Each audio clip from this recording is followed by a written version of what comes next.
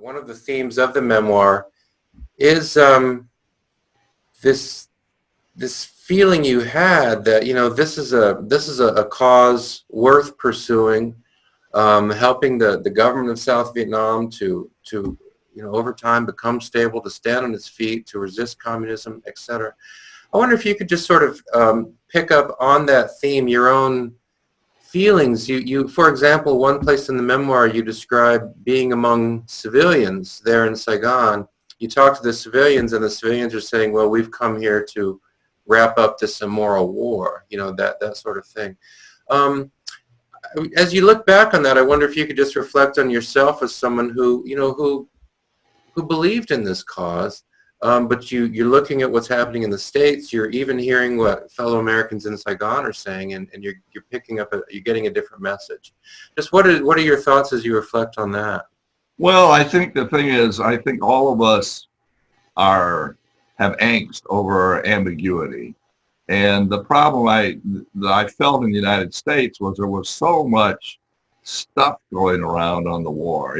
Some accurate, some, all the teach-ins that I felt were condescending to students, people, experts kind of bullying kids. And I felt very alienated by what I thought was actually elaborate propaganda schemes, to null people into protests, because protests were like cool things to do. And I was honestly, I was relieved to be in Vietnam, especially when I was in the military, to be in a world where everybody was on the same page. We were all on the team. We were all out there trying to help the Vietnamese. What began to pull apart for me a little bit, my loyalties began to center more with my Vietnamese compatriots than with my American ones. I began to feel that this so-called permanent commitment was temporary. Mm-hmm. And that in all sorts of different ways we were pulling out. And I was told to tell all my Vietnamese counterparts, oh no, we're with you till the end. We're true blue Americans. And I realized that I sensed almost from the beginning, I sensed the smell of betrayal. And I wanted to, so the exercise, for example, was in a real sense my profound attempt to pull the Americans back into the war they were withdrawing from. That was your goal. That was my goal. That was my David versus Goliath goal. I was through that order of battle conference, laying out to the Americans just how betrayed the Vietnamese would be if they were left entirely on their own. That we needed the air umbrella. We needed that. We needed that there as a surety. Yeah. The exercise was a whole campaign to develop a reintroduction of B-52 bombers back into the war that I thought would turn the war around. You remember I had that session where I realistically looked at that later and realized that even if we had done that exercise, the ultimate result would probably not have been changed.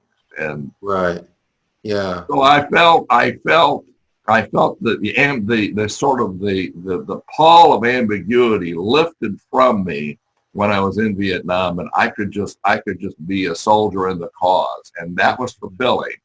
Yeah. Until I realized we were pulling out.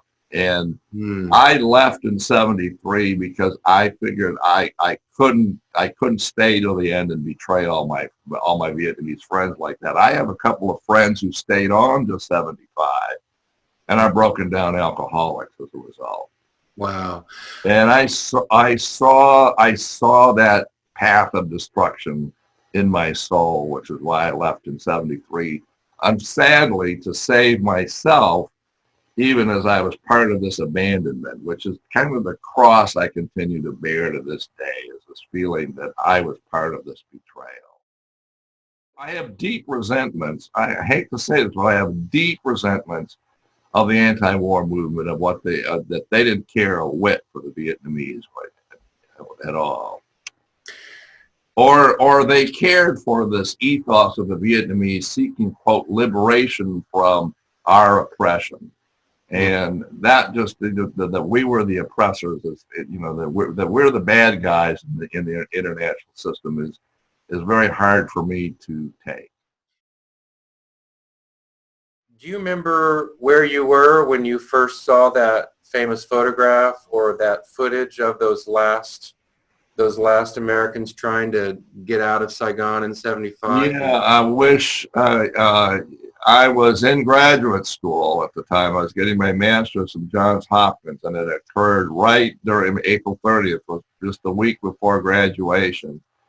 We were in the middle of final exams, and I remember being so upset. We had one of our courses had oral exams, and I told the professor that you gotta let me have a day here. I'm an emotional basket case right here, because everything I fought for is just disappearing on that horrible image of the helicopter on the roof. Yeah. And yeah, it was that summer of '75 was very rough for me, very rough. What I was really privileged to see is that I got a job as a briefer for General Abrams in what we call the tank, and I was actually able to see the whole decision-making structure of MACV. And actually, what I was able to show is that there was actually a lot of discretion left to the commander. He had a lot that he had to sort out on his own. I fell in love with General Abrams. I thought he was like my hero. I mean, he was able to coordinate all of this. He had an innate sense of command. So for me, it was a really exciting period, because I was just a little lieutenant. I was a junior grade 25-year-old who was actually not in a foxhole, and all of the limitations of understanding the larger war. I actually was at the command headquarters watching the nerve impulses that radiated throughout the whole country, and where the impulse and why it was done, what the objective was, where they fell down. The interesting thing about the Easter invasion is the irony, in a sense, that if you looked at the Easter invasion as a separate war in itself, it was one of the greatest feats of American arms. I mean, we completely obliterated that offensive, so that by 1972, at the end of the offensive, if you compare the level of physical material stock that Tokyo had in August of 1945 and Hanoi in September of 1972, Hanoi was more we had devastated the North way more than we had devastated Japan. It was literally on its belly. The only difference is Japan had no one to make good its losses. I mean, the Germans were defeated. They had no allies. They were done. The Russians and the Chinese made good all of the losses that we incurred on them, and we did not adequately refurbish the South. But the key moment was May 11th, 12th, and 13th, when 1972. 1972, when there was the offensive coming towards Hue, there was the movement across to cut MR2 in two, and there was this movement at An Loc on Saigon. And so there was all of this debate in the tank over how should we deploy our forces to roll back this invasion. And people were arguing back and forth, and he said, look, I don't want to hear any more intelligence, any more. What we're going to do is that we're going to go south to north. We're going to put because they're moving for Saigon first, they're going to Khartoum second, and Hue third. We're going to put, instead of spreading the B-52 targets out over the theater, on May 11th, we are going to put all of the B-52s around An Loc. Then we're going to put all of the B-52s around Khartoum in day 2. Day 3, all of them around Hue. Well, I don't know whether this was just luck, whether this was God. One of the big questions one asks, actually, as a religious person, does God actually determine the outcomes of battles? I mean, is he that engaged in history? I had a feeling he did there. I mean, it just seemed God sent, because just as the offensive crested, in each of those three, they got wiped out the B-52s obliterated all three, and they happened just as he said. They crested, they were wiped out in An Loc, they crested in Khartoum, they were wiped out, and around Hue. I mean, all three of the prongs were were blunted in those 3 days. And the rest was basically just mopping up. And so it was, and everybody later just was, why, how did he know that? And Clausewitz talks about there's an element in any war, and he called it just plain luck. Mm. And so that was because I was dubious, as everybody in the room was. Why would you squander all your assets when things could go to hell in Khartoum because Anlock is getting. He just seemed to have. I mean, it was just an instinct. He said every once in a while, you've just got to roll the dice. Mm. Mm-hmm. And I'm rolling my dice right now on this. I mean, it was a huge risk, and because the intelligence did not favor, there was no overwhelming case for either of these getting all of the resources. Prudence would have said to continue to spread your resources around all the theaters, and so that was the key moment. Now, in terms of ground forces, I mean, U.S. ground forces aren't much involved, right? No, U.S. ground forces. There was a brigade around Saigon, and there was a protective battalion of tanks around Da Nang. But that was one of the interesting things that I noted is that in the Eastern offensive, Nixon was so upset that he ordered the tanks to go north. And have a huge armored offensive, like the Incheon landings. He actually ordered this, and MacV Abrams said, "We have no more tanks in Vietnam. We've withdrawn all the armored forces." And Nixon's only comment was, "Oh shit." Oh, yeah. But you did have the B-52s. The B-52s are coming out of Guam and Thailand. Is that right? That's right.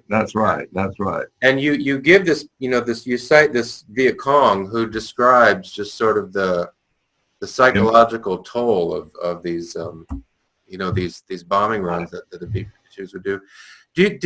When you saw the success of this, that the Eastern Offensive was turned back, the B-52s do their work, ARVN forces do their work. At that moment, did you feel hopeful that, okay. I did. I felt as long as we kept, I was very impressed with the fighting qualities of ARVN, in the 72 offensive. I mean, they fought against the best of the North Vietnamese troops, the troops that were the elite ones that fought at Dien Bien Phu, and this General Trung in the north and retaking Quang Tri. I mean, he out-generaled General Giap. I mean, we had really produced a really good crop of generals. I felt as long as we could pull all our ground forces out, except I felt we should have kept a network of advisors on the ground that could coordinate the airstrikes, not just do this training. And I felt, and that was the point of the conference, that if we were able to pull all of our ground forces out of Vietnam, but keep the air in Thailand and Guam, that we could allow the political provisions of the peace agreement of 73 to take place, which was to have for the National Council of Reconciliation and Concord, which would have 3 different elements: the communists, the South Vietnamese, and then a middle element to create a combined. I felt that might have worked, but that's why I wanted to reintroduce the bombing campaign, which would have gone through, because Kissinger writes about it in his memoir. There were all of these packets of targets, like for me, to reintroduce the B-52s, and said Nixon would surely have done it were it not for Watergate. Yeah. And what I find ironic is that people look at the 10 offensive, that seems to be sort of emblematic, and 75, without realizing we have this ironic, massive military triumph of arms in the Eastern invasion, all of which gets frittered away because we just pulled back. We pulled everything back. We threw away a great victory, and the stupidity of it, or the fact that the politics on the ground in the United States were just so, we don't care about this war anymore. We just want out. You have this tremendous victory in 72. But psychologically, it doesn't have much of an effect. People just still want to get out and roll out. And, this victory's maybe given us some breathing space, but let's just get out. And what you're saying is, yeah, but I mean, that could have been the opportunity to really, you know, get this thing. Yeah, exactly. We threw it away. We threw it away.